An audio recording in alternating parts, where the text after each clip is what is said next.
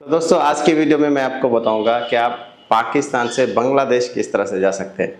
इससे पहले वाली वीडियो में मैंने आपको बताया था कि आप बांग्लादेश से पाकिस्तान विजिट वीज़ा पे कैसे जा सकते हैं। तो आज की वीडियो में मैं आपको बताऊंगा कि आप पाकिस्तान से बांग्लादेश कैसे जा सकते हैं, वो भी विजिट वीज़े पे। जैसे कि वीज़े की कैटेगरी होती है visit visa, TF visa, work visa, business visa. तो आज हम बात करने वाले हैं विजिट वीज़े के बारे में। पाकिस्तान से बांग्लादेश जाने के लिए सबसे पहले आपको एक स्पॉन्सर की ज़रूरत होती है। स्पॉन्सर वो होता है जैसे कि बांग्लादेश में आपका कोई रिश्तेदार भी हो सकता है, बांग्लादेश में आपका कोई दोस्त भी हो सकता है, कोई भी जान पहचान वाला हो सकता है। स्पॉन्सर की बहुत सारी जिम्मेदारियाँ भी होती है।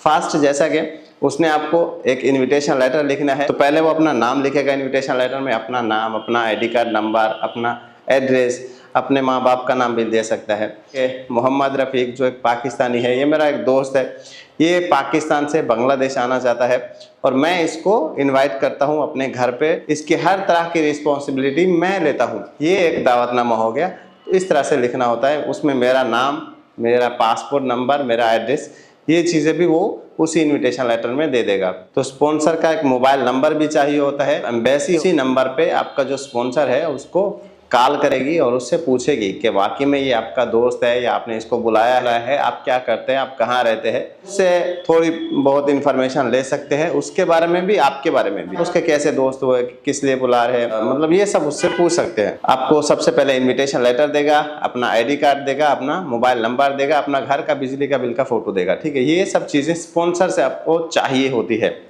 तो ये सब चीज़ें अगर आपके पास नहीं है फिर आपको बांग्लादेश का वीज़ा नहीं मिल सकता है। तो सबसे पहले ये चीज़ें आपको मैनेज करना होगी। तो ये चीज़ें अगर आपके पास कंप्लीट है, उसके बाद आपका आईडी कार्ड को हम शनाख्ती कार्ड बोलते हैं, उसके बाद आपका पासपोर्ट, आपका घर का बिजली का बिल का फोटो।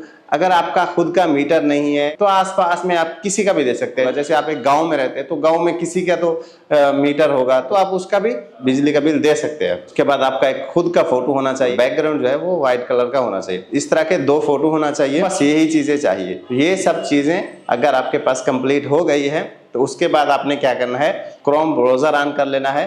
तो उसके ऊपर आपने टाइप करना है visa.gov.bd। ठीक है, ये वेबसाइट है। इस वेबसाइट पे जाके आपने अपना वीज़ा फार्म फिलअप करना है। ठीक है, अगर आपको करना आता है तो ठीक है, अगर आपको ये करना नहीं आता है तो आपने मुझे अपने ये जो डॉक्यूमेंट्स मैंने आपको बोला है, ये डॉक्यूमेंट्स जब आपके पास क्लियर है तो ये डॉक्यूमेंट्स आपने पहले मुझे सेंड करने हैं। बस इतना सा बोलना है भाई कि ये मेरे डॉक्यूमेंट्स हैं और आप मुझे ये वीज़ा एप्लीकेशन कर दीजिए।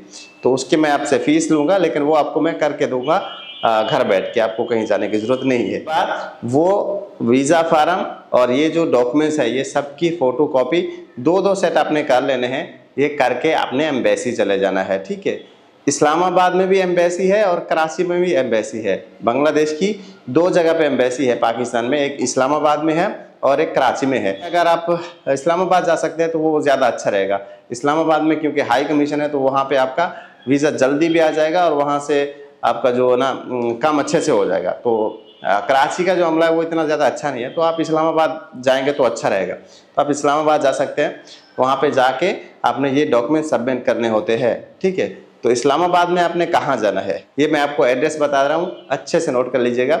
इस्लामाबाद में F63 में जाना है। किसी दूसरी सिटी से हैं, आपको सबसे पहले फैज़ाबाद बस स्टैंड पे पहुंचना है। वहाँ पे मेट्रो बस का स्टेशन है। मेट्रो बस स्टेशन से आपने टिकट लेनी है, 20-30 रुपए की शायद टिकट होती है।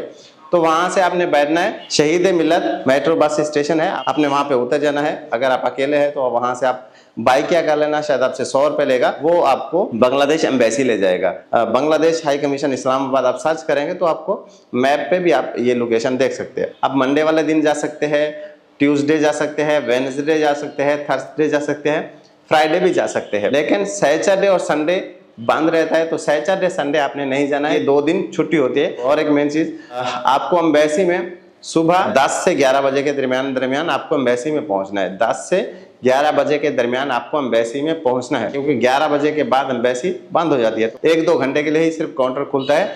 तो उसी दौरान ही आपको अपना जो वीज़ा फार्म है, जो आपने ऑनलाइन पे सबमिट किया था या जो मैंने आपको बना के दिया था, वो जो ऑनलाइन पे आपने जो बनाया था वीज़ा फार्म, उसके 2 सेट फोटो कॉपी कर लेनी है कलर प्रिंट में। ठीक है, तो वो और उसके बाद आपके जो डॉक्यूमेंट्स होंगे सब वो आपने फोटो कॉपी लेके जानी है। एक सर बैठा होगा, ऐसी एक विंडो होती है, तो उसके ज़रिए से वो आपसे सब डॉक्यूमेंट्स लेगा, आपसे पूछेगा आप कहाँ जा रहे हैं, किस लिए जा रहे हैं, आपको किसने इनवाइट किया है। तो आप बोलेंगे ये मेरा दोस्त है या मेरा रिश्तेदार है, जो भी है, जो भी उसने जिसने आपको इनविटेशन लेटर दिया है, वो जो भी आपका लगता है, तो अपने सही सही जो भी सीधी बात है वही बोलनी है कि इस तरह से मेरा दोस्त है या मेरा रिश्तेदार है, मैं उसके पास घूमने के लिए जा रहा हूँ बांग्लादेश में। आपने अपना ओरिजिनल पासपोर्ट भी लेके जाना है, बाकी सब फोटोकॉपी लेके जानी है। तो वो आपका पासपोर्ट भी चेक करेगा, आपके डॉक्यूमेंट्स भी सब चेक करेगा। वहाँ पे कोई आपका ज़्यादा कोई खास इंटरव्यू नहीं होगा, ज़्यादा कुछ पूछेंगे नहीं, सिर्फ इतना ही 2-3-4 बातें, ठीक है, कि हाँ कहाँ जा रहे हैं, किसके पास जा रहे हैं, ये सब ठीक है। आपने बताना है कि मैं फलाने बंदे के पास जा रहा हूँ, वो ढाका में रहता है, वो चिटागोंग में रहता है, वो जहाँ भी रहता है, तो उसका एड्रेस वगैरह बताना है, उसका नाम बताना है कि मैं उसके पास जा रहा हूँ। वो आपके डॉक्यूमेंट्स ले लेगा, आपका पासपोर्ट चेक करेगा, चेक करने के बाद आपको आपका पासपोर्ट वापस कर देगा, ठीक है। ये चीज़ याद रखनी है, यहाँ पे आपने अपना पासपोर्ट वहाँ पे रख के नहीं आना है, अपना पासपोर्ट लेके ही आना है, ठीक। वो आपसे कोई पैसे नहीं लेगा, तो आपको बोलेगा कि आप 1 हफ्ते के बाद आइए, 10 दिन के बाद आइए या 5 दिन के बाद आइए, तो या हम आपको फ़ोन करेंगे। तो फिर आप अपना ओरिजिनल पासपोर्ट लेके आना, तो उसके बाद हम आपको वीज़ा लगा देंगे। जब आपको एम्बेसी से कॉल आएगी, फिर आपने जाना है, अपना पासपोर्ट भी लेके जाना है, वो फिर आपके पासपोर्ट पे वीज़ा लगा देंगे और आपसे वीज़े की फ़ीस भी लेंगे, ठीक है।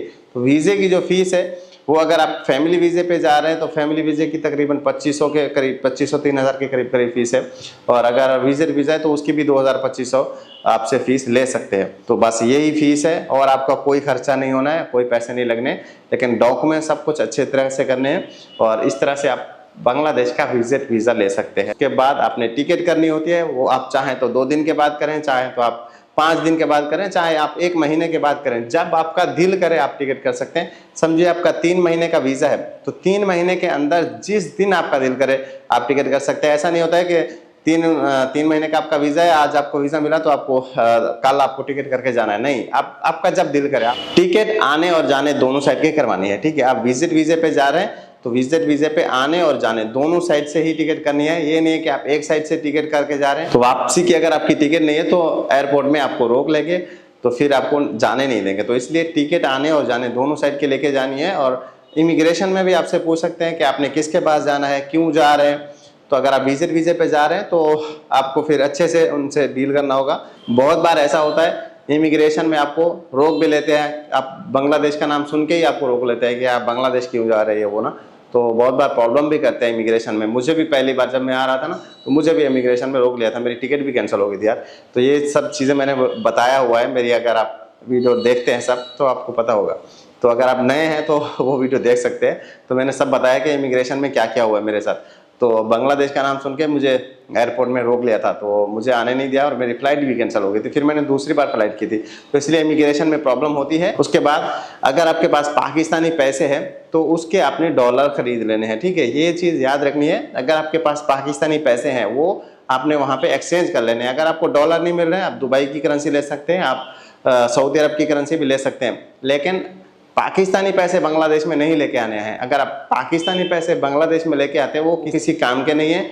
यहाँ पे ना कोई वो एक्सचेंज करेगा, ना यहाँ पे बांग्लादेश में पाकिस्तानी पैसे आपको कोई एक्सचेंज करके नहीं देगा। उसके बाद जब आप बांग्लादेश के एयरपोर्ट में आते हैं तो बांग्लादेश के एयरपोर्ट में आपकी इमिग्रेशन होने से पहले वो आपको सबसे पहले ये बोलेंगे, एक कागज़ देंगे, तो उसके ऊपर आपको बोलेंगे आप अपना नाम, अपना फ़ोन नंबर, अपना पासपोर्ट नंबर, उसके बाद बांग्लादेश में आप किसके पास जा रहे हैं, जो आपका दोस्त था जिसने आपको स्पॉन्सर किया, तो वो जो आपका दोस्त है उसका आपने नाम लिखना है, उसका घर का पता लिखना है, उसका मोबाइल नंबर लिखना है। ये सब चीज़ें आपसे एयरपोर्ट में इमिग्रेशन में पूछी जाएंगी बांग्लादेश के एयरपोर्ट में। बस इमिग्रेशन क्लियर करके आप बाहर निकलेंगे तो रक्शे की भरमार होगी, गाड़ियाँ ही गाड़ियाँ होंगी। आप चाहें तो रिक्शा लेके कहीं भी जा सकते हैं, अपने होटल में जा सकते हैं, आप गाड़ी भी ले सकते हैं अपने होटल तक। इस तरह से आप बांग्लादेश का ट्रैवल कर सकते हैं। मैंने हर एक बात यहाँ पे क्लियर कर दी है। फिर भी अगर आप दोस्तों को कोई भी बात समझ नहीं आई या आप अगर कोई पूछना चाहते हैं, आपका कोई और सवाल है, तो आप मुझे कमेंट बॉक्स में पूछ सकते हैं। ये मेरा मोबाइल नंबर है, व्हाट्सएप का नंबर है, ये बिजनेस व्हाट्सएप का नंबर है। अगर आपको कोई प्रॉब्लम है तो मुझे इतना सा बोलना है, भाई मेरा ये डॉक्यूमेंट्स का मसला है, आप मुझे ये डॉक्यूमेंट्स बना दीजिए या मुझे आप वीज़ा एप्लीकेशन कर दीजिए, ठीक है। मुझे ये पूरा प्रोसेस आप खुद करके दीजिए। तो ये मेरे डॉक्यूमेंट्स है, ये मेरा पासपोर्ट है, ये मेरा स्पॉन्सर है, सब कुछ ये है। आप मुझे जो है ना ये सब कुछ करके दीजिए। मैं आपको सब कुछ इंशाल्लाह डॉक्यूमेंट्स वगैरह सब कुछ क्लियर करके दे दूंगा, वो जाके एम्बेसी में आपने जमा करवाने होते हैं, ठीक है। तो इसको छोड़ के प्लीज आप मुझे तंग मत करिएगा कि भाई वीजा किस तरह से लेना है, भाई क्या क्या डॉक्यूमेंट्स लगते हैं, भाई कितना पैसे लगते हैं, भाई ये सब चीजें यार अगर आप पूछेंगे तो मेरे पास भाई इतना टाइम नहीं होता है, क्योंकि मुझे वीडियो भी बनानी होती है, मेरे घर के भी और भी बहुत ज्यादा काम होते हैं, तो इसलिए वो फिर भाई मेरे पास इतना टाइम नहीं होता है आपका जवाब देने का।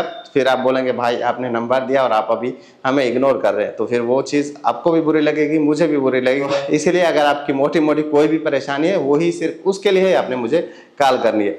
और उसके बाद अगर आप टिकट लेना चाहें, अगर मैं आज के रेट के हिसाब से आपको बताऊं, वो तकरीबन आपकी पड़ेगी 2,10,000 आने जाने दोनों साइड, करीब आपकी टिकट पड़ सकती है। ऊपर भी हो सकता है रेट, थोड़ा नीचे भी हो सकता है, ये फिक्स रेट नहीं होता है। किसी एयरलाइन का टिकट का कम है, किसी एयरलाइन का ज़्यादा है, तो इसमें फ़र्क होता है, लेकिन इतना हो सकता है। इस तरह से भाई आप लोगों ने टिकट लेनी है, इस तरह से वीज़ा लेना है। अगर कोई और बात पूछनी हो तो कॉमेंट बॉक्स में पूछेगा। तो मिलते हैं नेक्स्ट वीडियो में, तब तक अल्लाह हाफ़िज़, अपना ख्याल रखिएगा। अस्सलाम वालेकुम।